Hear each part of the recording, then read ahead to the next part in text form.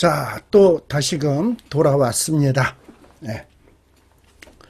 이제 또 우리 이어서 또 같이 다음 내용을 또 살피도록 하겠습니다.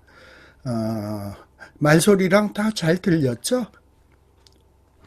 자, 어쨌든 화면을 전환하겠습니다. 다들 뭐 마이크 꺼놓고 계시니까. 네.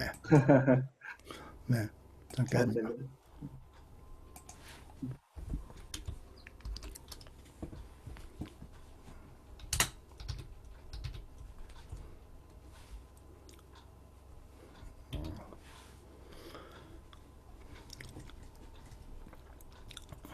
잠깐요.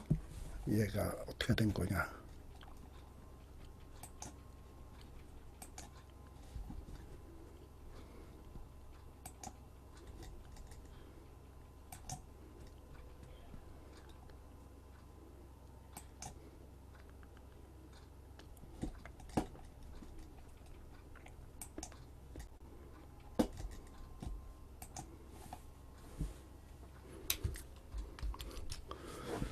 자, 화면에 PPT랑 제 얼굴이랑 다 잘 보이죠? 네. 성경에 보면요, 이제 이 노아에 대한 기록이 우리 아까 로마서는 노아 이름은 나오지 않았습니다만은 이 노아에 대한 기록이 히브리서에 나오고요. 그 다음에 우리 아까 마태복음 24장에 노아의 때와 같다 하면서 노아를 언급하고 있고요.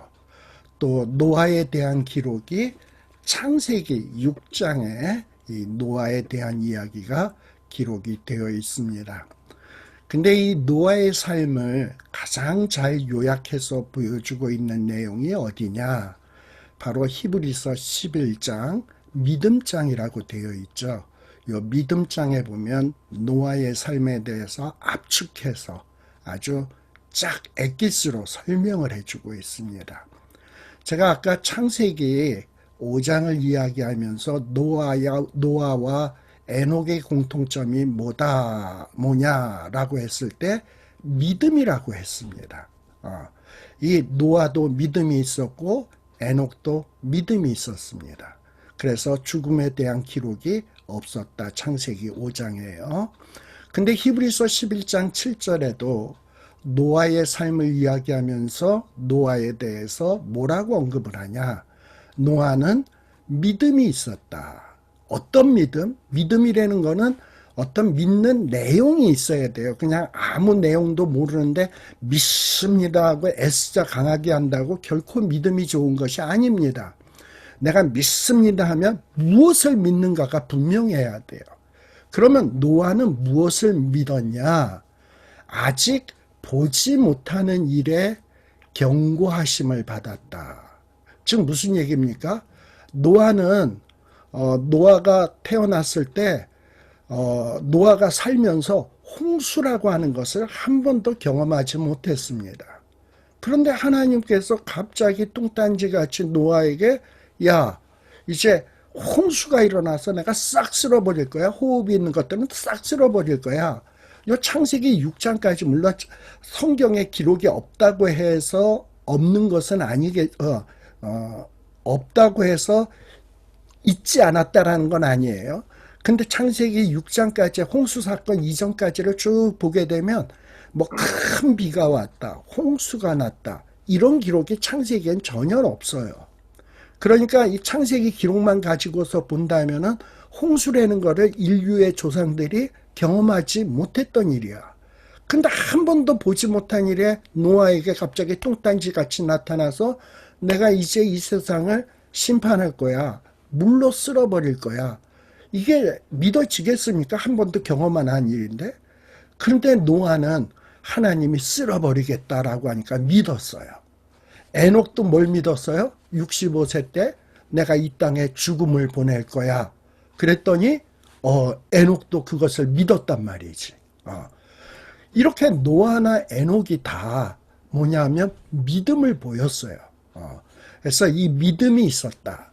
자, 근데 이 믿음이 있는 자는 뭐가 되죠?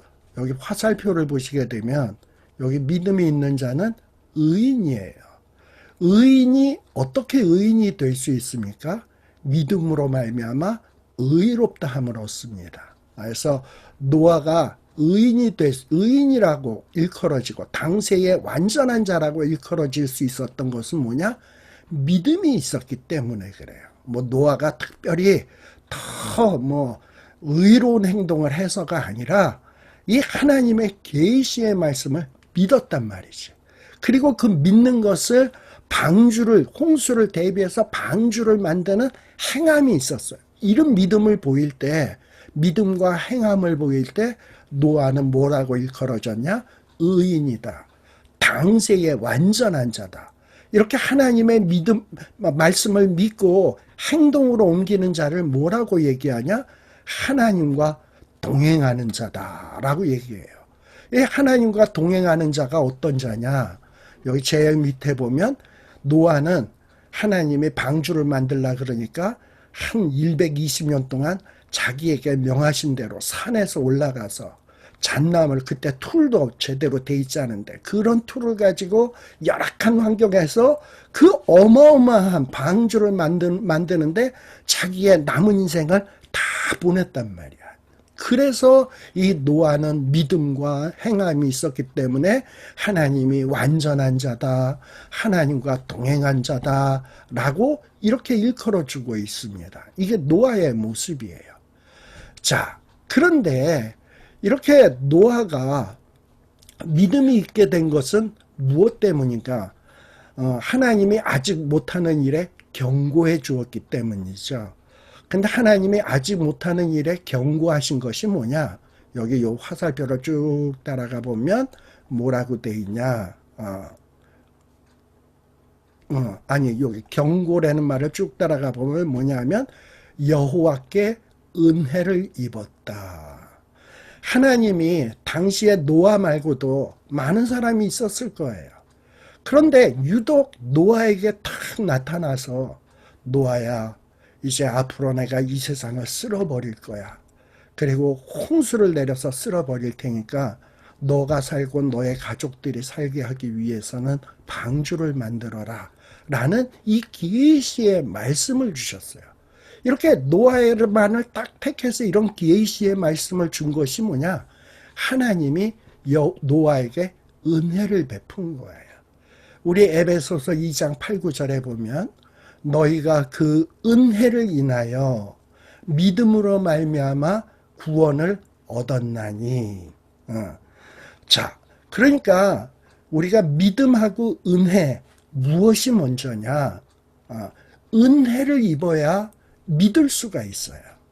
은혜로 하나님이 계시의 말씀을 주시고 그 계시의 말씀을 깨닫게 하시고 해야 믿음이 생길 수가 있는 거예요. 이렇게 하나님께서는 아직도 보지 못하는 일에 노아에게 경고의 계시의 말씀을 주셨어요. 이게 은혜야. 근데 이 은혜로 계시의 말씀을 받았을 때 노아는 어떻게 했냐? 믿었다. 그리고 믿고 믿음으로서만 끝난 것이 아니라 이런 하나님의 계시의 말씀을 경외함으로 방주를 예비했다. 이 방주를 예비했다라는 건 보통 일이 아닙니다. 이거는 어마어마한 작업이에요. 어마어마한 그 큰 배를 노아가 만들었다라는 건 이건 보통 일이 아닙니다. 근데 이 방주를 만들려고 한 것을 제일 밑에 보면 하나님이 명하신 대로 다 모세가 준행했다. 이게 보통 일이 아니죠. 이렇게 믿음을 가지고 모세가 어떤 방주를 만드는 행동을 보이고 그리고 그런 행동을 하다 보니까 그 결과가 어떻게 되었습니까? 집을 자기의 가족들 8식구를 구원하는 결과를 만들게 된 거예요. 그리고 이렇게 집만 구원했냐? 밑으로 요 화살표를 쭉 따라 내려가 보면 19절에 보면 혈육이 있는 모든 생물을 암수 한 쌍씩 방주로 이끌어들여 이 노아와 함께 생명을 보존케 하는, 그러니까 노아와 노아 가족만 산 게 아니라 이 땅 위에 있는 생물들도 살리는 이런 어떤 복의 근원의 역할을 한 자가 누구냐 하면 노아다라는 거예요. 이렇게 노아의 일평생의 삶은 하나님의 말씀을 믿었고 그 믿음의 결과로 행위가 있었고 그 행위가 아무리 어렵고 힘들어도 그저 순종하면서 했고 그로 말미암아 자기 집을 구원하고 그리고 이 땅 위에 피조물들을 구원하는 이러한 삶을 살았다 이 말입니다. 노아는요. 그런데 이 노아와 함께 살던 사람들은 어떠했냐? 그 마음속에 하나님이 없어. 뭐 하나님이 심판한다고? 뭐 홍수를 쓸어버린다고? 그래서 지금 노아가 저 방주를 만든다고? 저 노아가 미쳤구만. 돌았구만. 제정신 아니구만. 얼마나 비웃었겠어요. 그리고 그들은 하나님을 안 믿어. 심판도 안 믿어. 그러다 보니 겁대가리 없이 그 생각이 허망하여져서 오로지 뭐만을 위해서 삽니까? 자기의 쾌락. 먹고 마시고 시집가고 장가가고 그리고 돈 벌기 위해서 사고 팔고 집 짓고 그래서 돈 벌어서 또 먹고 마시고 시집가고 장가가고 그러다가 갑자기 그때와 그 신을 알지 못하는데 갑자기 그야말로 홍수가 나서 다 쓸려가고 롯의 때에는 유황불이 떨어져서 다 그야말로 불에 타 죽는 이런 무시무시한 심판을 받게 되었다라는 얘기입니다. 그래서 제가 여기에다가 이렇게 화살표들을 쭉쭉쭉쭉 창세기 6장 1에서 22절과 요 히브리서 11장 7절이 어떤 연관이 있는가를 좀 이렇게 연결을 지어봤습니다. 그래서 이 노아가 여호와께 은혜를 입은 것은 뭐냐? 바로 하나님이 약속의 말씀을 주신 거야. 그 약속의 말씀이 뭐냐? 다 이제 홍수로 인해서 내가 이 땅을 심판할 거야. 근데 네가 방주를 만들고 방주를 예비하면 너와 내 가족들이 살 거야. 이런 약속의 말씀을 주셨어요. 그런데 이 노아는 바로 이러한 약속의 말씀을 전혀 의심치 않고 믿었단 말이지.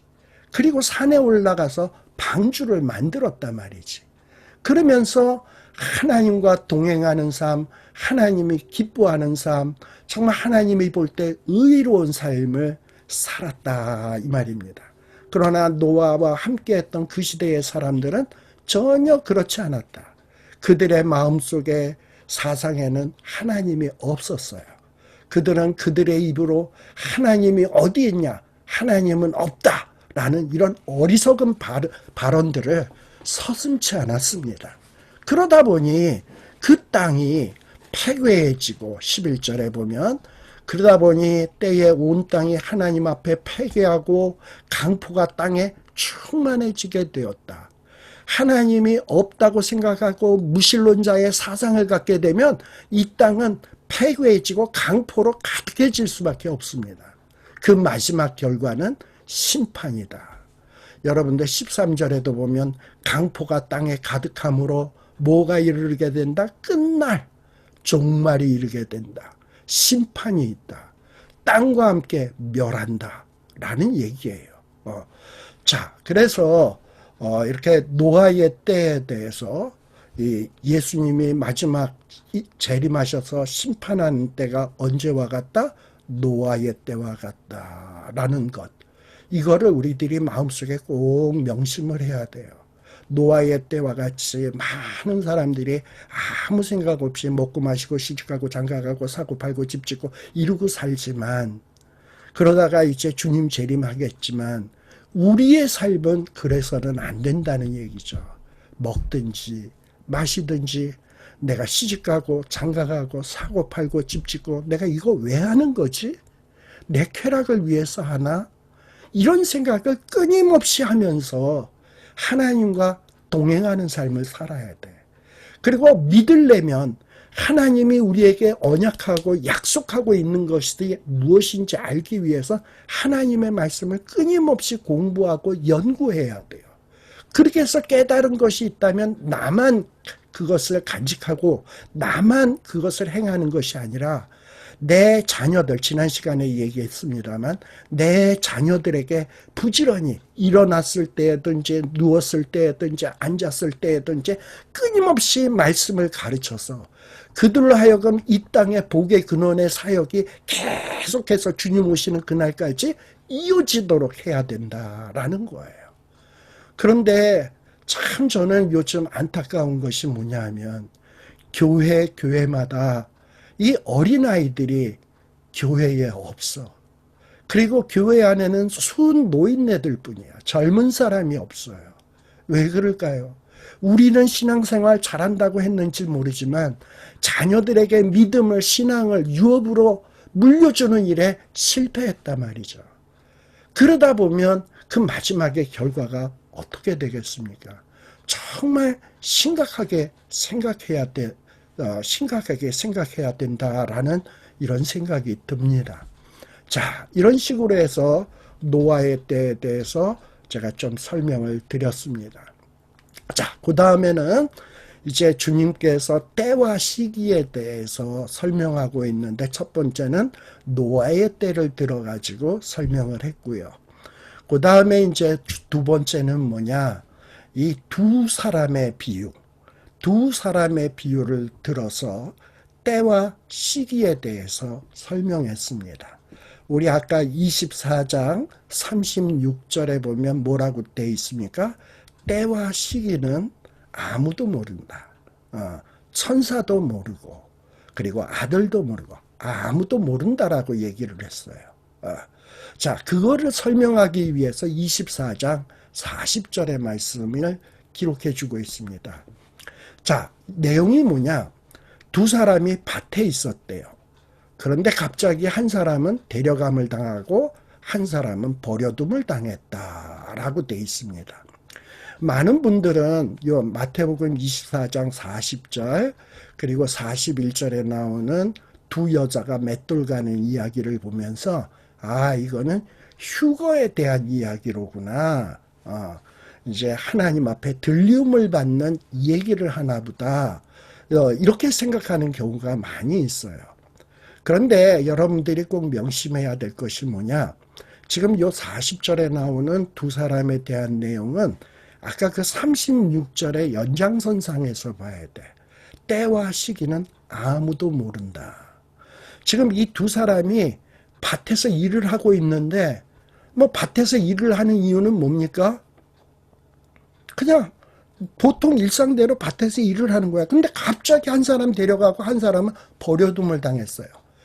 여러분들 이제 오늘 밤을 자고 난 다음에 내일 한 12시쯤 우리 예수님이 재림해가지고 사람들에게 이 휴거가 발생한다 그러면 내일 오전에 뭐 하시겠습니까? 밭에 나가서 일할 거예요?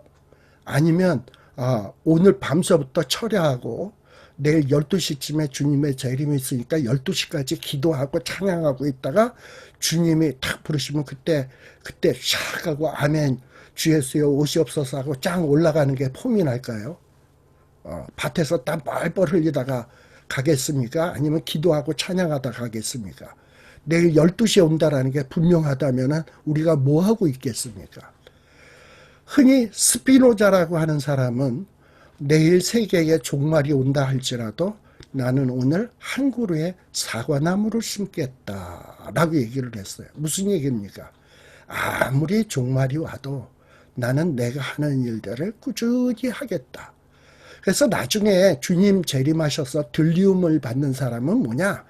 기도하고 찬양하고 철야하는 사람이 들리움을 받는 것이 아니라 자기 일에 먹고 마시고 시집가고 장가가고 밭에서 일하고 사고 팔고 집 짓고 하는데 내가 하나님의 영광을 돌리기 위해서 이 밭에서 일을 열심히 해가지고 돈을 벌어서 자식들을 잘 먹이고 그들에게 말씀을 가르쳐서 하나님 나라 확장을 위해서 내가 이렇게 열심히 일을 해야 돼 이러고서 땀 뻘뻘 흘리고 이렇게 일하는 사람이 들림을 받고 그런 생각 없이 하나님이 어딨어 그냥 난 돈 벌어서 그냥 먹고 마시고 즐길 거야 이러고선 사는 사람은 버려둠을 당한다라는 거예요. 근데 그때와 시기가 언제인지 모른다라는 얘기입니다. 그러니까 여기에 방점은 휴거 상황을 묘사하는 게 아니라 이렇게 마지막 종말이 언제 일어날지 모른다라는 것. 돌발성. 그리고 차별성.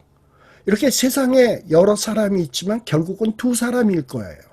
구원받는 사람, 버림받는 사람이 있다라는 거예요. 그리고 구원받고 버림받는 사람은 어떤 사람이냐? 믿음이 있어서, 종말에 대한 믿음이 있어서 종말을 준비하면서 하루하루 사는 사람은 구원받겠지만, 그런 믿음이 없이 그냥 아무렇게나 사는 사람은 버림을 받는 이런 차별이 있다라는 것을 말하려고 하는 거예요. 그리고 이것은 얄짤없이 이렇게 믿음이 있는 자는 데려감을 당하고 버림을 당하는 이런 엄격함이 있다라는 얘기입니다. 자, 그런데 여기 이 두 사람이 밭에서 일한다라고 돼 있어요. 보통 당시에 이 예수님 당시에 밭에서 땀을 뻘뻘 흘리면서 일하는 사람들은 보통 누가 했냐? 남자들이 일을 했습니다. 밭일을. 그리고 밭에서 일을 하는 거는 밤에 하지 않죠. 낮에 합니다. 그래서 두 사람이 밭에 있었다라는 것은 남자들이 있는데 두 남자가 있는데 낮에 열심히 하는 사람이 있는데 믿음이 있는 자, 믿음이 없는 자, 하나는 데려감, 하나님은 버려둠을 당했다라는 거예요. 물론 여기서 데려감을 당한다라는 말이 하나님이 심판하기 위해서 데려가는 것인지 아니면은 정말 택함 받은 자들에게 영원히 함께 하려고 데려가는 것인지 분명치가 않습니다. 여러분들 마태복음 24장 39절에 보게 되면 멸한다라는 얘기가 나오고 31절에 보면 천사들을 보내서 하나도 알갱이도 떨어뜨리지 않냐고 사방팔방에서 모은다라는 얘기가 있어요. 모으는 거는 구원이겠죠. 39절은 멸한다라는 얘기겠죠. 그래서 왜 데려가는지 40절에는 분명하게 기록되어 있지 않지만 어찌됐건 남자들 가운데서도 낮에 열심히 일하는 사람 가운데도 뭐 기도하고 철회하는 사람이 아니라 낮에 열심히 자기 일을 하는 사람 가운데서도 믿음이 있어서 들림받는 사람이 있고 데려감을 당하는 사람이 있고 버려짐을 당하는 사람이 있다라는 거예요. 여기 데려간다라는 말도 문법적으로 보면 수동이에요. 내가 하나님께로 가는 게 아니라 하나님에 의해서 내가 데려가짐을 당하는 거예요. 언제? 믿음이 있을 때. 그리고 그 믿음을 가지고 행동을 보일 때 하나님은 우리를 구원해 주실 거예요. 우리는 구원을 받을 거예요. 데려가짐을 당할 거예요. 그래서 우리는 그저 믿음으로 살아야 돼. 하나님은 살아계셔. 전능하사 천지를 만드셨어. 예수 그리스도를 보내셔서 내 죄를 씻어주셨어. 정말 그분이 십자가에 빌라도에게 고난을 받으시고 십자가에 못 박혀 죽으시고 사흘 만에 죽은 자 가운데서 살아나시고 하늘에 오르사 장차 하나님 우편에 계시다가 저희로서 산자와 죽은 자를 심판하러 오실 거야. 이 사실을 굳게 믿고 이 남은 인생 동안 우리에게 주신 달란트를 가지고 열심히 산다면, 막 밭에서 열심히 산다면 주님이 재림할 때 두려울 것이 없어요. 평 하고 들림 받는 거야. 그러나 그런 믿음이 없이 산다면 버려짐을 당한다라는 겁니다. 자, 41절과 42절에는 두 여자, 아까 40절에 나오는 내용하고 서로 대비가 되죠. 앞에는 두 남자의 일이고 이어 41절에는 두 여자, 즉 들림받고 버려둠을 당하는 것은 남자만이 아니고 여자만이 아니고 남녀 구분 없이 들림받는 자가 있고 버려짐을 당하는 자가 있다라는 거예요. 그래서 두 남자 두 여자가 지금 대비되고 있습니다. 그리고 앞에서는 두 남자가 낮에 하는 일, 밭 가는 일을 하고 있었어요. 근데 요 41절에서 42절에는 두 여자가 하는 일은 뭐냐? 맷돌질입니다. 보통 맷돌질은 언제 하냐? 뭐 밭에서 이렇게 알곡들, 곡식들을 가지고 오면 이제 그거를 부드럽게 빻아야 밀가루도 만들고 옥수수가루도 만들고 그럴 거 아니에요? 그러면 여자들이 그 남자가 밭에서 따온 그 곡식 알갱이들을 가지고 맷돌로 밤에 저녁에 막 돌리면서 고운 가루를 빠는 겁니다. 그래서 이 맷돌질은 낮에 하는, 밤에 하는 일이야. 자, 그러니까 예수님의 재림은 낮에 온다, 밤에 온다? 낮에 올 수도 있고, 밤에 올 수도 있어요. 남자들이 낮에 나가서 일할 때 오실 수도 있는 것이고, 아니면 밤에 올 수도 있고, 또 우리 지구에 지금 우리가 있는 지금 성경 공부하는 시간은 저녁이고 밤이죠. 그러나 지금 한국은 어떻습니까? 한국은 지금 한 오후 한두 시쯤 됐을까? 벌건 대낮일 거예요. 낮이야. 근데 지금 주님이 재림하시면 한국에서는 낮에 맞이하는 거고 여기서는 밤에 맞이하는 거지. 그러니까 뭐 낮일지 밤일지 우리는 몰라. 그 때와 시는 알지 못해. 그러나 우리가 아무리 일상적인 평범한 일을 한다 할지라도 내가 이거를 왜 하지? 하는 의식이 분명하고 정말 내가 하나님의 영광을 돌리면서 살아야 되겠다. 심판이 있다. 이런 걸 의식하면서 열심히 믿음으로 산다면 주님의 재림이 결코 두려울 것이 아니다. 그래서 여기서 깨어있으라라는 얘기는 뭐냐? 정말 이 믿음으로 깨어있으라는 거예요. 그냥 눈 뜨고 잠 안 자고 정말 각성제 먹고 잠 안 자고 있으라는 얘기가 아니라 늘 무슨 일을 하면서도 내가 이걸 왜 해야 하는지 무슨 목적으로 하는지 이것이 분명하게 의식하면서 살으라는 거예요. 그러면 낮이 됐든 밤이 됐든 우리가 결코 두려워할 이유가 없다. 제 밑에 부분에 보면 제자들, 저와 여러분들도 주님의 제자들입니다. 우리 주님께서 우리에게 맡기신 의무와 책임이 있습니다. 우리는 이 땅 위에서 살면서 어떻게 하면 먹고 마시고 그리고 좋은 집에서 살고 좋은 차 타고 사는 것이 우리의 인생의 목적이 아니에요. 우리 이전에도 설명했습니다만 너희는 가서 모든 족속으로 제자를 삼아 아버지와 아들과 성령의 이름으로 세례를 주고 내가 너희에게 분부한 모든 그 말씀을 가르쳐 지키게 하는 이런 의무와 책임이 있습니다. 밭일을 할 때도 그런 의식을 가지고 그리고 저녁에 잘 때에도 내가 오늘 쉬어야 또 내일 열심히 일을 하지 그래야 내가 또 주님께 영광을 돌리지 이런 의식 속에서 휴식도 취해야 되는 거예요. 지혜롭게 행동을 해야 되는 거예요. 바로 이렇게 우리의 책임을 다하는 생활을 할 때 이 마지막 종말 때에 정말 하나님이 우리에게 영광스러운 보상을 하여 주신다라는 것이 요 40절, 42절의 말씀이다라는 겁니다. 그래서 끊임없이 주님은 말씀하십니다. 깨어 있어라. 깨어 있어라. 어느 날에 너희 주가 임할는지 너희가 알지 못한다. 이 깨어 있으라는 말은 명령법입니다. 어떤 명령이냐? 항상 계속 하라는 얘기야. 그냥 눈 뜨고 잠 안 자고 있으라가 아니라 정말 예비하고 살으라는 거예요. 종말이 있다. 나의 죽음도 있고 신체적인 죽음도 있고 마지막 세상의 종말도 있다라는 것을 늘 의식하고 그거에 대한 준비하면서 살아야 된다. 그리고 이 주님의 재림의 때, 종말의 때는 그 때와 시기는 어느 누구도 알지 못한다. 불확실하다. 우리는 모른다. 그러니 항상 깨어서 긴장하며 살아야 된다. 만일에 우리가 방심하고 산다면 바로 그 순간이 재림의 순간이 된다면 이거 얼마나 당황스럽겠습니까? 여기 보면은 어느 날에 너희 주가 임할는지 너희가 알지 못함이니라. 그러면서 어느 날이라는 말이 나와 있어요.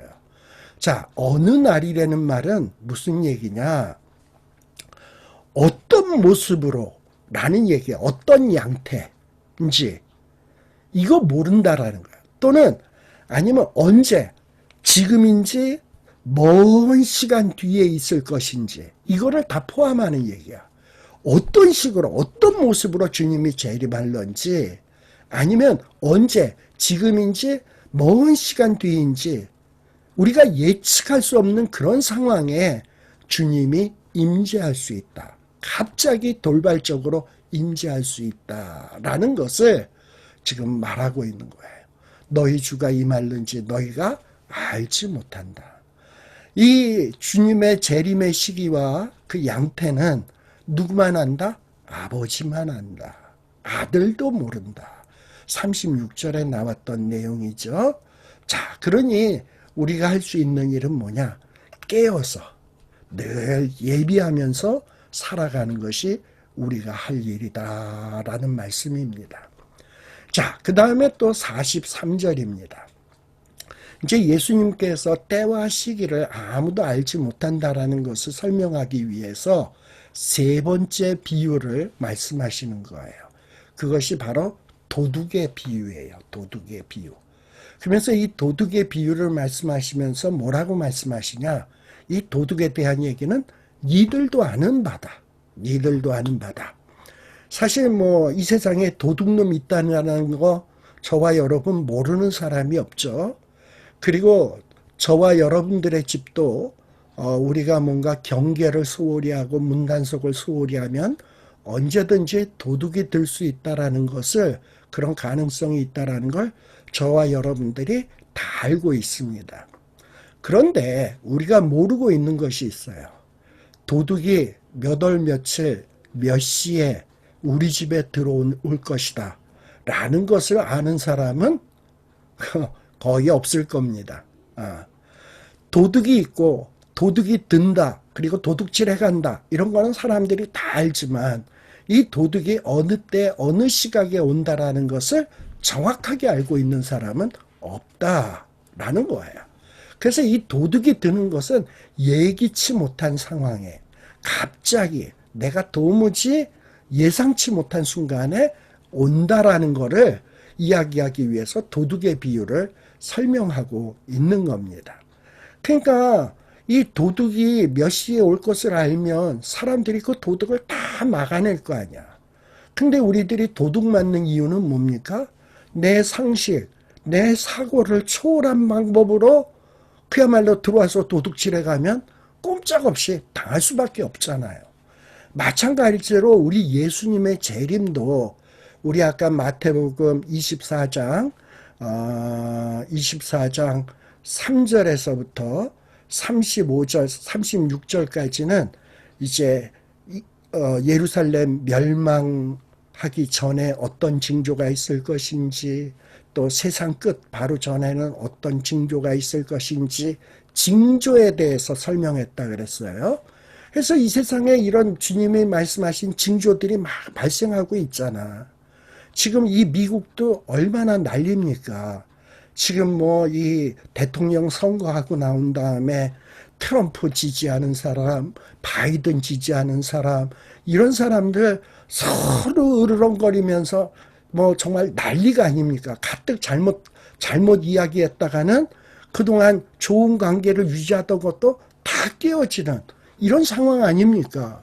그리고 만일에 이번에 어떤 선거의 결과가 어느 한쪽에만 유리하게 해서 결과가 나오게 되면 이 12월 달에 어떤 난리가 있을지 정말 이건 예측 불허예요.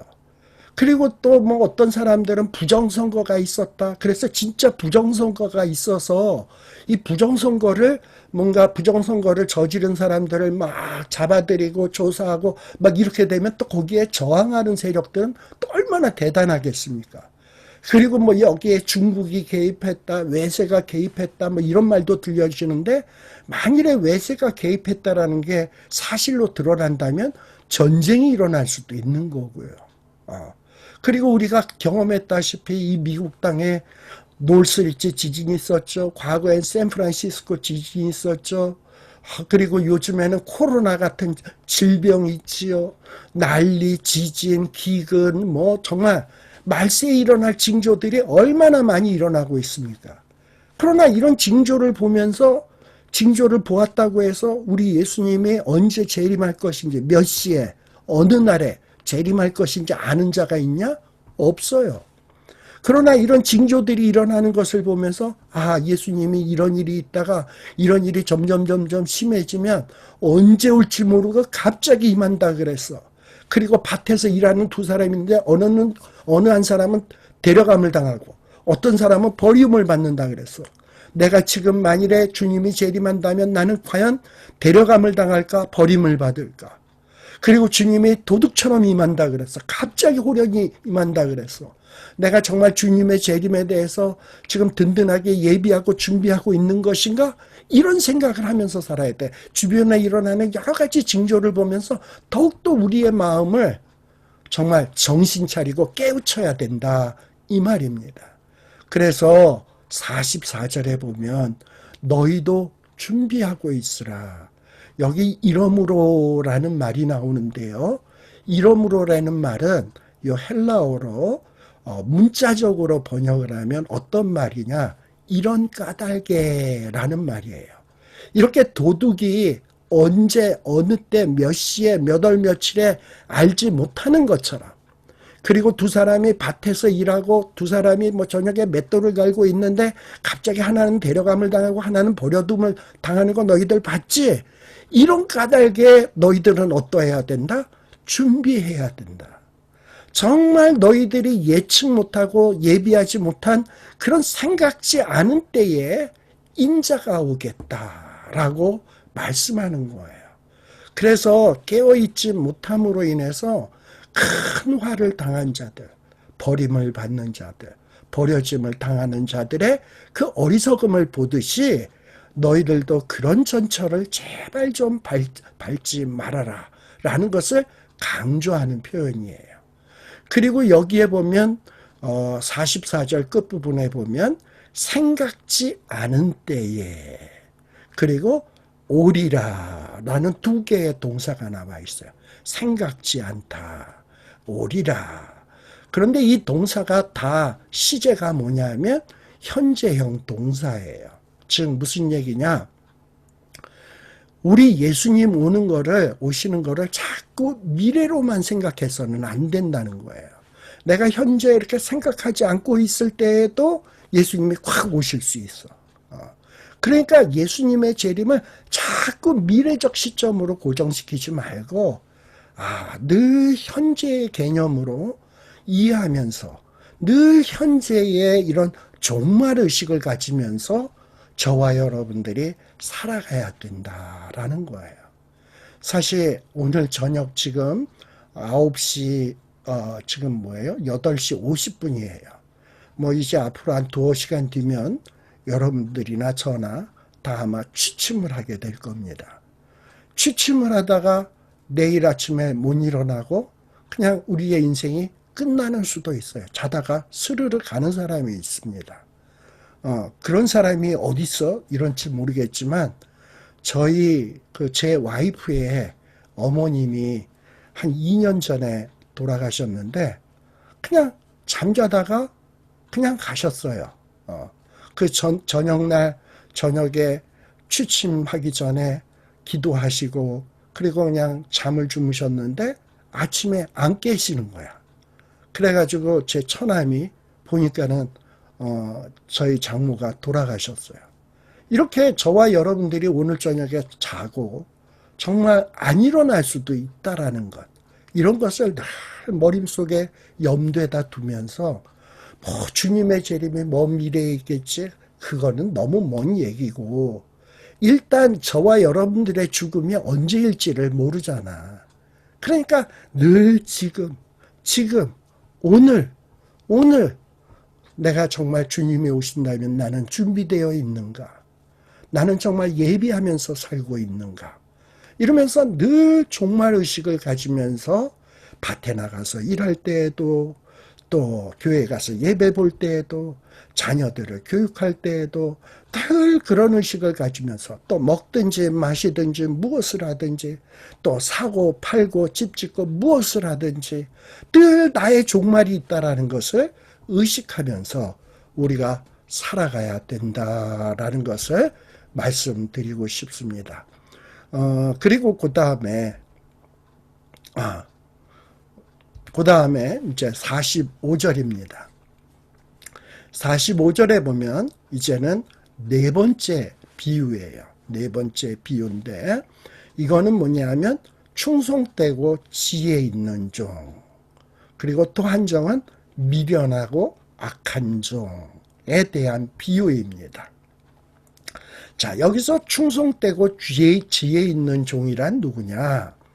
이 충성되다라는 말은 믿음이 가고 신임이 가고 충실하다, 아주 충직하고 아주 열심인 자다라는 말이에요. 맡은 바 일에 충실하는 자다라는 게 충성되다라는 말이고, 지혜 있는 종, 지혜 있다라는 얘기는 이 모든 어떤 사물이나 또 모든 어떤 일들을 하여야 할 일들을 올바로 판단할 줄 아는 지각, 또 선과 악을 올바로 판단할 줄 아는 지각이 있다라는 것이 지혜에 있다라는 거예요. 여러분들 열심히 있고 아주 충성스럽게 하는 것, 굉장히 귀한 덕목이죠. 그리고 이 사물을 보고 이 선악을 잘 분별하는 것도 귀한 덕목입니다. 이 두 가지는 골고루 있어야지 지혜는 하나도 없고 머리는 텅텅 비었고 판단도 제대로 못하는데 열심만 있다? 이런 사람은 큰 사고 칩니다. 그렇죠. 근데 어떤 사람은 저기 지혜는 기가 막히게 했어. 판단은 참 그냥 잘해. 그리고 얼마나 똑똑한지 몰라. 그런데 충성스럽지가 않아. 그냥 머리만 팽글팽글 돌지 열심이 없어. 완전히 그런 자를 우리는 뭐라고 얘기하냐? 뺀질이다 라고 얘기를 해요. 근데 여기에서 충성되고 지혜 있는 종이란 뭐냐? 열심도 있고 판단력이 있는 종이 되어야 된다라는 거예요. 이런 지혜 있는 종이 되기 위해서는 이 말씀을 많이 읽고 말씀을 잘 묵상을 해야 지혜 있는 종이 됩니다. 그리고 이제 그 말씀을 열심히 실행을 해야 충성스러운 종이 됩니다. 자, 그런 자들에게는 이 주인이 어떤 일을 하느냐? 주인이 일을 맡겨. 충성되고 지혜 있는 종들에게는 주인이 집사람들을 맡아 그 때를 따라 양식을 나눠주는 이런 임무를 맡긴다 이 말이에요. 여러분들이 이 말씀을 잘 공부해서 정말 하나님 보시기에 지혜로운 사람이 된다. 그리고 이 지혜만 있을 뿐만 아니라 여러분들의 이 말씀을 여러분들 삶 속에서 열심히 실천해 간다 하면 우리 하나님께서는 여러분들에게 양식을 정말 생명의 양식을 나눠줄 이런 임무를 저와 여러분들에게 맡기실 겁니다. 여기 지금 성경 공부하시는 분들 가운데는 목사님도 계시고 오늘 한 목사님 두 분이 들어오신 것 같고요. 또 여러분들 가운데는 뭐 구역장도 있고 뭐 커피 브레이크 리더도 있고 아마 여러 모양으로 말씀의 리더들이 있을 거예요. 왜 여러분들에게 하나님이 그런 생명의 양식을 나눠줄 자로 여러분들을 부르셨냐? 우리 주님이 볼 때, 우리 하나님이 보실 때 그래, 네가 진짜 말씀을 정말 사모하는구나. 그게 바로 지혜야. 그리고 네가 말씀을 열심히 실천하려고 하는구나. 너가 참 충성되다. 그래, 내 양들을 생명의 양식을 나누어 줄 수 있는 그 임무를 수행해라. 하고서 그 임무를 맡기시는 겁니다. 그래서 우리는 그 임무에 충성을 해야 돼요. 자, 그래서 마태복음 24장 46절에 보면 주인이 올 때에 우리 주님께서 우리에게 그런 막중한 생명의 양식을 나누어주는 이 일감을 맡기셨고 우리가 열심히 그것을 지혜롭게 충성되게 잘 감당을 하면 우리 주님이 재림하실 때 우리가 그렇게 하는 것을 보면 그런 종은 어떻게 된다? 복이 있으리로다. 엄청난 복이 있으리로다.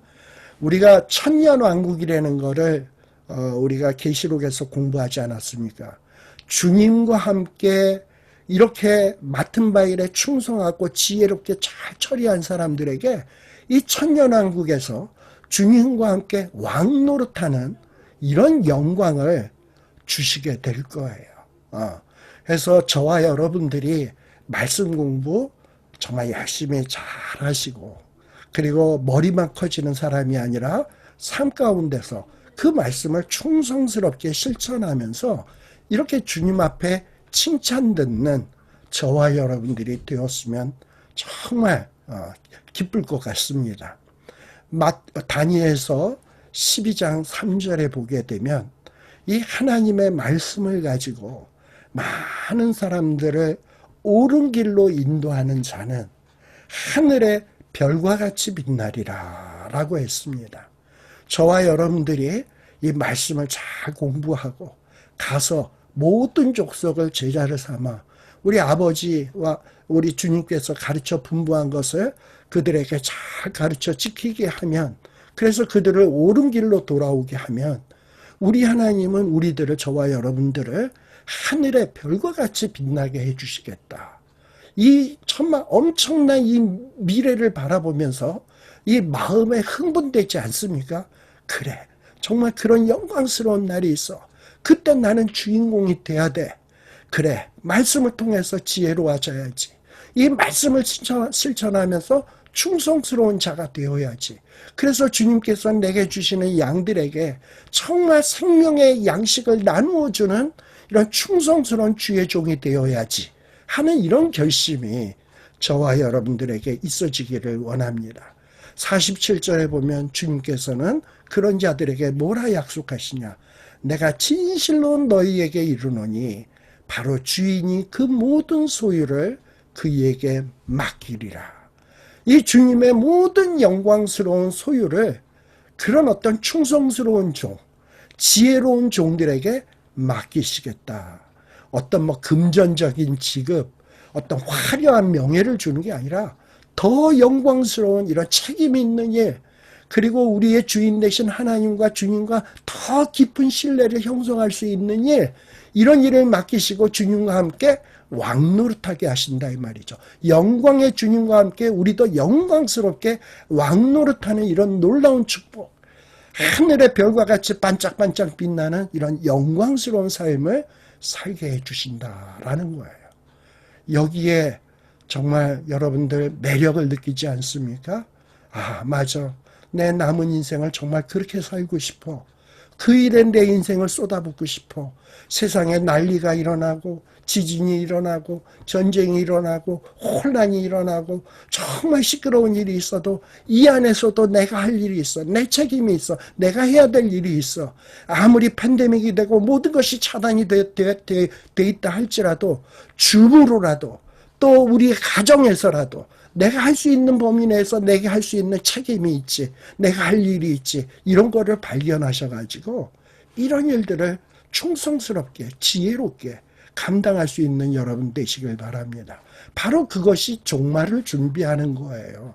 뭐 종말의 준비는 처리하고 막 그냥 막 통성 기도하고 쫙하고 찬양하고 이런다고 되는 게 아니야.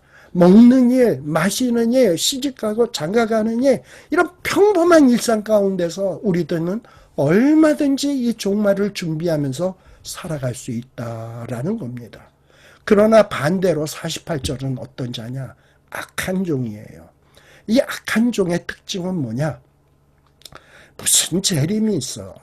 아이, 재림이 있다 하더라도 그건 한참 뒤에 올 일이야. 뭐 여태까지 온다 하면서 여지껏 안 왔는데 뭐 내일 당장 오겠어. 아, 나는 이제 며칠 더 띵까띵까하고 그냥 내 하고 싶은 대로 캐세라세라 내 하고 싶은 거 살 거야. 그냥 나는 먹고 마시고 시집가고 장가가고 내 하고 싶은 대로 내 쾌락대로 살 거야. 바로 이런 자가 뭐냐? 악한 종입니다. 제가 악하다라고 하는 것이 아까 시편의 말씀을 들어서 설명했던 거 기억하시겠죠? 그 마음속에 하나님이 없어. 그 모든 사상에 하나님이 없는 자가 악한 자고 어리석은 자다. 또 악한 자는 어떤 자다? 주님이 무슨 재림? 아이, 주님이 오시긴 뭘 고도하? 그런 거 없어. 바로 이런 자들이 뭐냐? 악한 자다. 우리가 이제 나중에 살피겠습니다만 열처녀 비유에서도 나머지 5처녀는 준비했어요. 신랑이 언제 올지 그거를 준비하고 있었어요. 그러나 어리석은 5처녀는 준비 안 했어요. 기름을 준비하지 않았습니다. 언제? 근데 왜 준비 안 했냐? 더디 온다라고 생각을 하고 기름을 준비하지 않았어. 언제든지 기름 살 수 있어. 뭐 지금 안 오는데 뭐 하고 방심하고 있었다 이 말입니다. 바로 이렇게 악한 종은 주인이 더디 온다고 판단을 해가지고 이 주님의 재림의 날이 요원하다고 믿고 있어가지고 전혀 준비하지 않은 사람이야. 그러면서도 지금 20세기에 무슨 재림 같은 거를 믿고 앉아있냐. 이 정말 미신 같은 재림 그런 게 어딨냐. 천국이 어딨냐. 네가 정말 이성적이냐 이러면서 자기의 지적인 우월감에 재림도 없다, 하나님도 없다, 그냥 무신론에 빠져서 똑똑한 척은 다 하지만 이런 자들은 성경에서 뭐라고 한다? 악한 자다, 어리석은 자다. 그리고 이런 자들은 나중에 결코 정말 주님 앞에 무시무시한 심판을 받을 수밖에 없다라는 거예요. 성경에 보면 천년이 하루 같고 하루가 천년 같은 이것을 잊지 말라고 사도 베드로가 베드로후서 3장 4절에서부터 8절에 설명하고 있습니다. 우리의 시간 개념으로 주님을 이해해서는 안 돼. 하나님에게 있어서는 천년이 하루 같고 하루가 천년 같아요. 정말 우리의 시간 개념으로 예측하지 못한 시간에, 예상하지 못한 시간에 주님은 임재할 수 있습니다. 천사도 모르고 아들도 모른다 그랬어요. 그것은 오로지 아버지께만 달려있는 문제라고 했습니다. 정말 언제 올지 몰라요. 그런데 이 초대교회 때 하도 이렇게 바울이나 베드로나 또는 사복음서를 지은 복음서 기자들이 재림에 대해서 얘기하니까 이들은 곧 예수님이 온다고 막 이렇게 준비하면서 살았어요. 그런데 아까 홍수처럼 죽음처럼 정령 죽으리라 그랬는데 900년을 살아도 안 죽네. 홍수가 일어난다고 했는데 10년 지났어, 20년 지났어 그랬는데도 안 오네. 그러다 보면 믿음이 흔들흔들할 수 있잖아요. 재림도 마찬가지예요. 주님이 재림한다는 거 저와 여러분은 다 믿어요. 근데 재림하신다라는 얘기가 나온 지가 지금 2000년이 지났는데 지금 2020년이에요. 아직 재림 안 하고 있잖아. 그러다 보니까 우리 마음속에 어떤 생각이 드냐? 에이, 재림 그딴 게 어딨어? 없어. 그래서 이 초대교회 때도 예수님이 곧 재림할 것으로 생각을 했는데 주님이 재림을 안 하는 거야. 그러다 보니까 실망을 해가지고 세상으로 나아가고 타락하는 사람들이 많이 있었어요. 그리고 주님 곧 재림할 것 같다라고 얘기하니까 내가 그리스도다, 내가 재림 예수다 막 이러고 얘기하니까 어떤 이 이단에 빠진 사람들도 많이 있었다 이 말입니다. 그래서 우리가 지금 마태복음 24장, 25장을 공부하고 있는데 이 종말의 징조가 무엇인가? 그리고 종말은 어느 때에 일어날 것인가? 종말의 징조, 그리고 종말은 언제 일어날 것인가? 아무도 모른다. 아무도 모른다. 그러니까 늘 깨어 준비해야 된다라는 이 사실을 머릿속에다 꽉 머릿속에다 새겨두시고 살아가면 주님의 재림의 날이, 심판의 날이 결코 두려움의 날이 아니다. 그러나 재림이 어디 있어? 이 과학 시대에 지금 뭐 4차 산업이 생겨나는 이 시대에 주님의 재림이 어디 있어? 그러면서 그저 이 세상에서 살면서 술친구와 더불어서 먹고 마시고 그러면서 뭐 그냥 자기의 있는 힘을 가지고 약한 자, 가난한 자들을 돕는 게 아니라 그걸 가지고 그 권세를 가지고 때리며 학대하며 폭압적인 권위로서 막 굴림을 하고 이루고 살면 정말 주님 오시는 그날에 엄청난 정말 후회를 하게 되고 놀라게 되고 주님의 심판을 면치 못하게 된다라는 사실을 기억하시길 바랍니다. 50절에 보면 뭐라고 말씀하시냐? 너희들이 생각하지 않은 날, 알지 못하는 시각에. 여기 보면 생각하지 않은 날, 부정의 표현이죠. 알지 못하는 시각, 이것도 부정이죠. 그래서 이중부정이야. 이렇게 이중부정으로 설명하는 것은 뭐냐? 즉 뭐냐? 정말 우리가 예기치 못한, 생각지도 못한, 그리고 전혀 알 수 없는 불시의 상황에 우리의 인생의 죽음을 맞이할 수 있고요. 그리고 주님의 재림을 맞이할 수 있다라는 얘기입니다. 그런데 이때에 깨어있지 않다면 나중에 큰 후회와 그리고 낭패를 보게 된다라는 것을 늘 기억하시는 여러분들 되시기 바랍니다. 51절에 보면 이렇게 준비하지 않은 자는 어떻게 된다? 엄히 때린다. 그리고 주인이 이렇게 준비되지 않은 자는 외식하는 자가 받는 벌에 처하게 하겠다. 그렇게 되면 그들의 결과가 어떻게 된다? 슬피 울며 이를 간다. 특별히 여기 어미 때린다라는 말은 헬라어로 디코토메오라는 단어를 쓰는데요. 이 뜻은 뭐냐? 두동강 낸다. 칼 같은 거로 이렇게 간을 가운데를 푹 자르는 거야. 그래서 두동강을 내다. 즉 이렇게 재림하지 않은 자는 주님이 그냥 두동강을 내겠다. 몸을 두 부분으로 분리시키겠다. 라는 얘기예요. 톱이나 뭐 칼 같은 거로 갈기갈기 찢어버리겠다라는 그런 식의 의미야. 근데 뭐 이거를 문자적으로 주님이 준비 안 했다고 그렇게 하시겠습니까? 이거는 일종의 과장법으로, 히브리적 과장법으로 이마만큼 무시무시한 지독한 형벌을 받는다라는 거예요. 그리고 어떤 벌을 받는다? 슬피 울며 이를 간다. 이 슬피 울며 이를 간다라는 것은 처절하게 후회하게 된다. 내가 왜 그랬을까? 내가 안 되는 줄 알면서 이걸 왜 그랬을까? 하면서 후회하게 된다 이 말이죠. 극한의 절망과 고통을 안게 된다. 철저한 심판을 받게 된다. 라는 거예요. 30절에도 보게 되면 마태복음 24장 30절에 보면 그때에 준비하지 않은 모든 족속들이 통곡한다라는 표현이 나오는데 그와 같은 맥락에서 이해할 수 있습니다. 자, 이렇게 해서 우리가 마태복음 24장의 내용을 마쳤습니다. 다음 시간에는 우리 마태복음 25장에 나오는 또 역시 때와 시기에 대한 또 주님이 설명하는 열처녀의 비유, 그 다음에 이렇게 종말 때까지 우리가 그럼 어떻게 살아야 될 것인가, 종말장의 세 번째 파트 부분을 우리가 공부하도록 하겠습니다. 제가 기도하고 마치겠습니다. 하나님 아버지, 정말 우리에게 이 말씀을 통해서 우리에게 다시금 우리 인생의 종말과 또 이 세상의 종말에 대해서 경각심을 갖게 해주심을 감사합니다.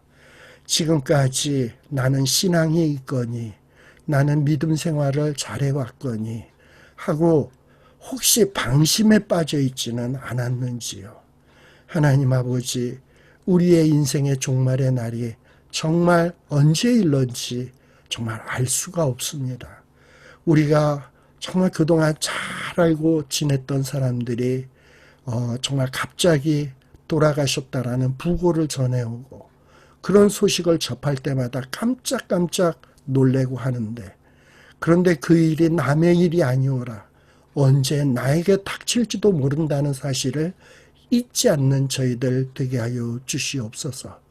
이제 살아온 날들보다 우리에게 남아있는 날이 결코 많지 않음을 정말 지혜롭게 깨닫는 자들이 되게 하여 주시고, 지금까지는 방심하며 살아왔는지 모르지만 이 남은 인생만이라도 정신 차리고 깨어서 주님께서 맡겨주신 일을 충성스럽게 그리고 지혜롭게 감당할 수 있는 자가 되게 하여 주시고, 영광의 주님이 이 땅 위에 오셔서 영광스럽게 이 땅을 다스릴 때 주님과 더불어서 이 땅에서 영광스럽게 왕노릇할 수 있는 저와 이 말씀을 공부하는 형제 자매들이 되게 하여 주시옵소서.